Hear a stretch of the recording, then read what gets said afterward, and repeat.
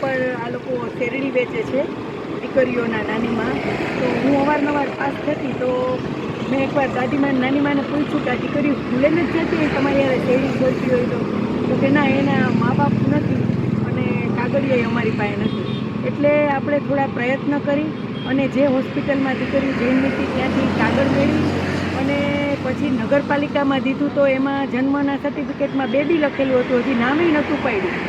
તો પછી બધું એફિડેવિટ કરી અને નામ કરાવી અને એના જન્મનો સર્ટિફિકેટનો દાખલો નગરપાલિકાથી લઈ અને અહીંયા બોખીરા સ્કૂલ છે જુબેલી પાસે, તિરુપતિના મંદિર પાસે, ત્યાં એસટીપી એક પ્રોગ્રામ ચાલે છે સરકારનો કે મોડી દીકરીઓ એક 9 વર્ષની છે કે 11 વર્ષની કે મોડા બેસાડો તો સ્કૂલમાં લઈ અને એને અક્ષર જ્ઞાન આપે. એટલે ગઈકાલે એને કાગળિયા દઈ, પાસપોર્ટ સાઇઝના ફોટા દઈ અને એમનું નામ દાખલ કરાવ્યું છે અને આવતીકાલે દીકરીઓને સ્કૂલે બોલાવી છે ભણવા માટે. તો આજરોજ મને એમ થયું કે એની માતા બી નથી, નાનીમાં છે અને આટલું બિચારા મહેનતનું કામ કરે છે.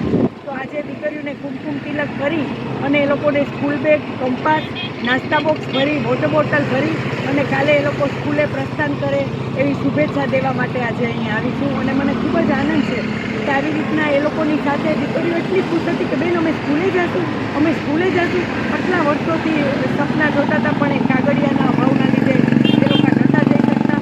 એટલે સરકારી યોજનાનો પણ આપણે એને લાભ અપાવશું. જુવેલાઇન જસ્ટિસ બોર્ડ નીચે ચાલતા બાળક માતા પિતા હોય તો દીકરીઓના અમુક રકમ જમા જવાય છે. અમે તો એટલા નાનીમાં હોય છે, મારી કામ બને એને ખવડાવું પીવડાવું એ બાળકો કરવું પડે બાપા હું કરજો. અને અમારા શેઠના બેન પાસે અમે ગયા, અમારા શેઠના બેને કરી દીધું કાંઈ શેરડી વેચી અમારું